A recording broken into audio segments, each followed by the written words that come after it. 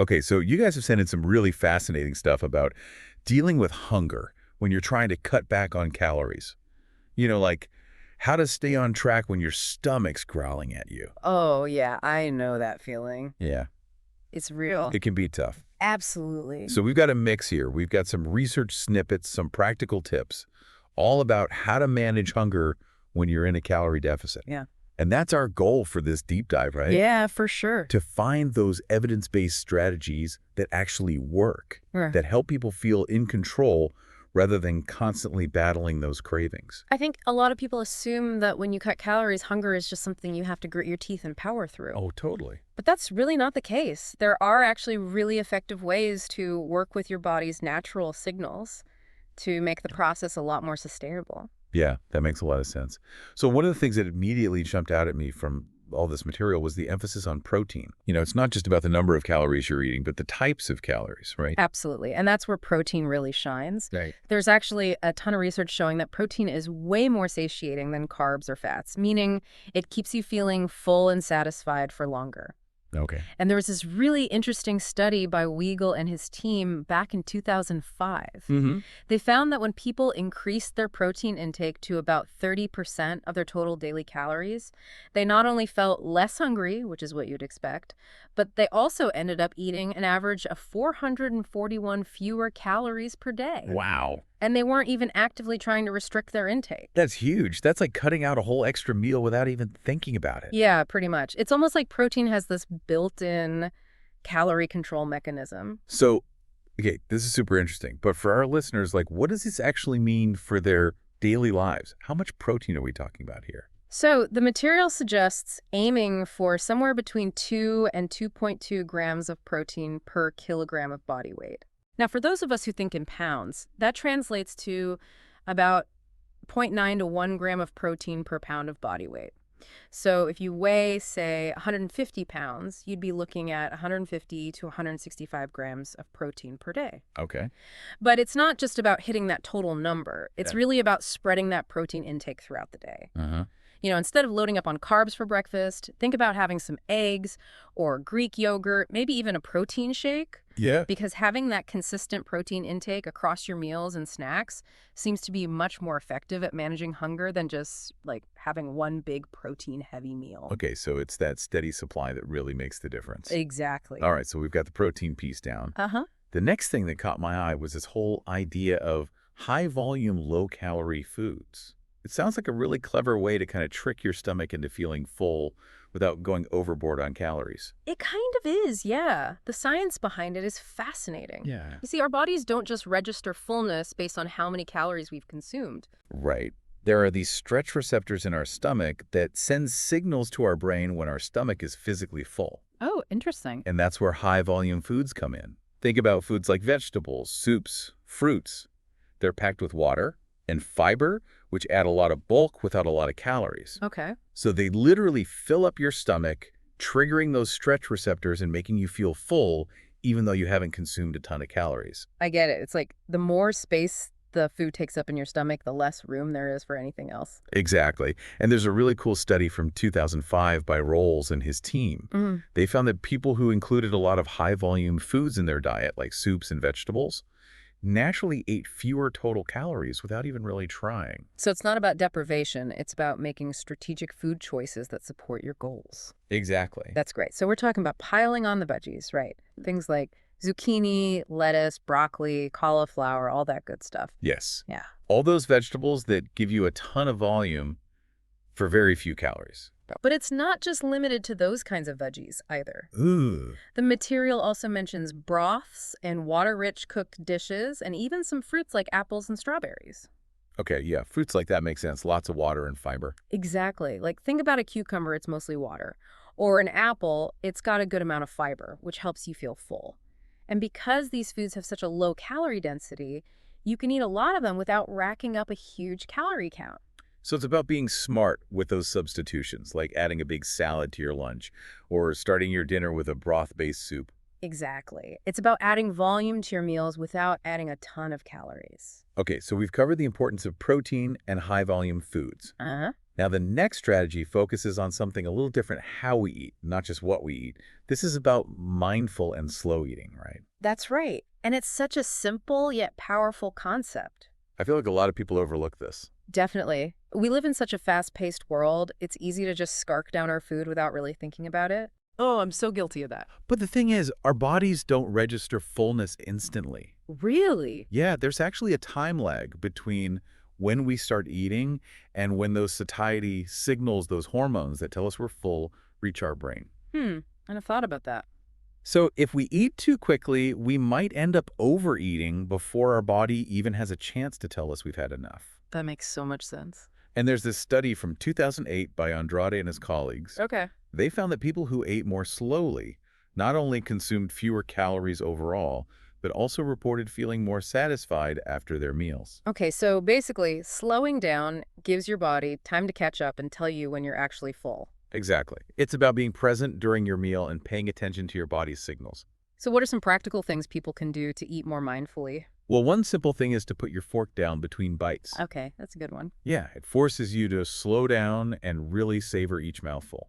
Another thing is to try to minimize distractions. Like turning off the TV or putting your phone away? Exactly, because when you're distracted, you're not paying attention to how much you're eating or how full you're feeling. Yeah. And try to really focus on the sensory experience of eating, the flavors, the textures, the smells. It's about actually experiencing the food rather than just mindlessly consuming it. Precisely. And it might sound a bit woo-woo, but even paying attention to your breathing while you eat can help you slow down and be more present. Wow. I've never thought about that before. Okay, this next point might seem a bit off topic, but it comes up a lot when we talk about overall health sleep. The material makes a pretty strong connection between our sleep habits and our hunger hormones. Yeah, that's a really important connection. When we don't get enough sleep, it throws off the balance of two key hormones involved in appetite regulation: ghrelin and leptin. Ghrelin is often called the hunger hormone because it sends signals to your brain telling you to eat. Okay, And leptin is the satiety hormone. It's the one that tells you you're full and satisfied. got it. But when you're sleep deprived, your body produces more ghrelin and less leptin. Yeah, it's like your body is telling you to eat more and feel less full. That's not helpful when you're trying to manage hunger. Not at all. And there's actually a study from 2004 by Taheri and his colleagues. Right. They found that people who were sleep deprived experienced not only increased hunger, but also stronger cravings for high-calorie, sugary foods. Wow. So consistently skimping on sleep could be making it way harder to resist those tempting treats. Absolutely. It's like you're setting yourself up for a constant battle against your own hormones. Yeah. So the advice here is pretty clear. Aim for 7 to 9 hours of quality sleep per night. Try to avoid screens in the hour leading up to bedtime and stick to a consistent sleep schedule as much as possible. So prioritizing sleep is almost like setting a really solid foundation for effectively managing your hunger. Exactly. It helps to keep your hormones balanced, which in turn makes it much easier to control your appetite and stick to your goals. Okay, so we've talked about the importance of protein, high-volume foods, mindful eating, and sleep. Now let's move on to another crucial factor: blood sugar and insulin sensitivity. This is another area where a lot of people struggle. Yeah. You see, when your blood sugar levels fluctuate too much, it can trigger intense feelings of hunger and cravings. Especially for those sugary processed foods. Exactly. It's all about how your body processes glucose, which is the sugar that fuels your cells. Okay. Now, insulin is a hormone that helps your cells absorb glucose from your bloodstream. Uh, And when your cells are sensitive to insulin, this process works smoothly. But if you have insulin resistance, your cells don't respond to insulin as well, which can lead to spikes and crashes in your blood sugar levels. and those fluctuations are what trigger those hunger pangs. Precisely. Yeah. So the goal is to maintain stable blood sugar levels throughout the day. Okay, so how do we actually do that? Well, the material suggests focusing on complex carbohydrates like brown rice, quinoa, and oats. They're digested more slowly than simple carbs, which helps prevent those rapid blood sugar spikes. Okay. And it's really important to combine those carbs with protein, healthy fats, and fiber in your meals. Right, because that combination helps slow down digestion and keep those blood sugar levels more stable. Exactly. And of course, limiting sugary snacks and drinks is key. Yeah, those are the things that could really send your blood sugar on a roller coaster ride. Absolutely. So it's about creating a more balanced and sustained energy release throughout the day, which helps manage those hunger signals more effectively. Exactly. This next tip might seem almost too simple, but it pops up constantly in health advice: Drinking more water. I know, it sounds so basic, right? Yeah. But it's amazing how often we mistake thirst for hunger. Right. And when you're dehydrated, your body can send mixed signals, making you think you need to eat when you actually just need to drink. That happens to me all the time. Plus, drinking water physically fills up your stomach, which can contribute to those feelings of fullness. It's like a temporary expansion, right? Exactly. And there's a really neat study from 2010 by Dennis and his colleagues. They found that people who drank about 500 milliliters, that's about 2 cups of water, before meals, ate fewer calories and lost more weight than those who didn't. Okay, so just having a glass of water before each meal could make a real difference. Absolutely. And there are other ways to boost your water intake throughout the day, too. Like what? Well, you can try flavored water, as long as it's unsweetened, Yeah. or add some lemon or other fruits for a bit of flavor. Herbal teas are a great option, too, and some people find that sparkling water helps them feel fuller. It's about finding what you enjoy and making it a habit. Exactly. Staying hydrated is truly a cornerstone of good health, and it plays a big role in managing hunger, too. Okay, let's shift gears a bit and talk about exercise. Yeah. The material makes a really interesting point about the type of exercise we choose and how it can affect our hunger levels. This is where it gets a little nuanced. Yeah. Exercise, in general, is fantastic for your health and can definitely help with weight management. Right. But the type and intensity of exercise can have different effects on your hunger. Oh, interesting. So the material highlights the benefits of prioritizing strength training over excessive cardio. You see, strength training helps you build and maintain lean muscle mass, which burns more calories even at rest. And it can help stabilize your metabolism, which is super important for weight management.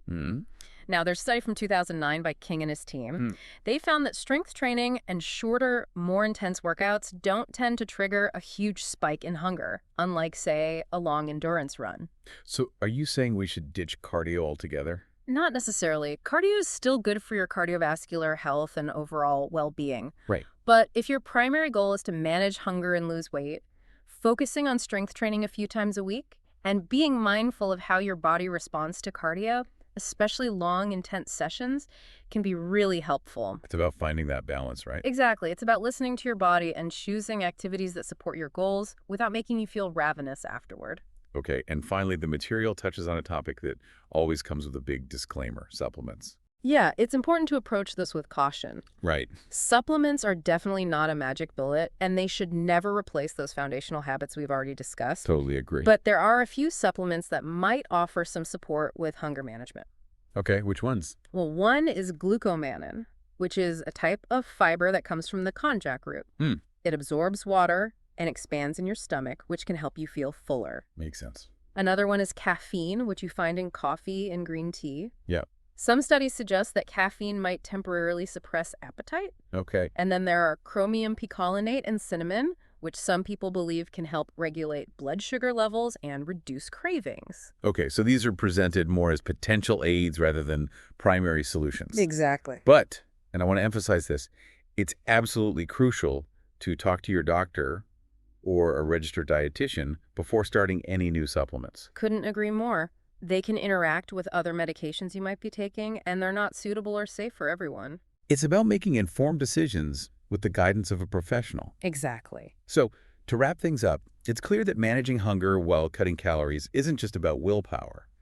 It's a multifaceted approach that involves smart food choices, mindful eating habits, prioritizing sleep, keeping blood sugar levels stable, staying hydrated, and making smart exercise choices. And the best part is all of these strategies are backed by scientific research. Exactly. We're not just throwing random advice at you. These are evidence-based approaches that have been shown to work. This deep dive has been so insightful. It really changes the way you think about managing a calorie deficit, moving away from that feeling of constant deprivation to one of making informed strategic choices. Absolutely. It's about working with your body and not against it. So for our listener, I want you to think about which of these strategies resonates with you the most. Which one feels like the easiest or most impactful for you to start with?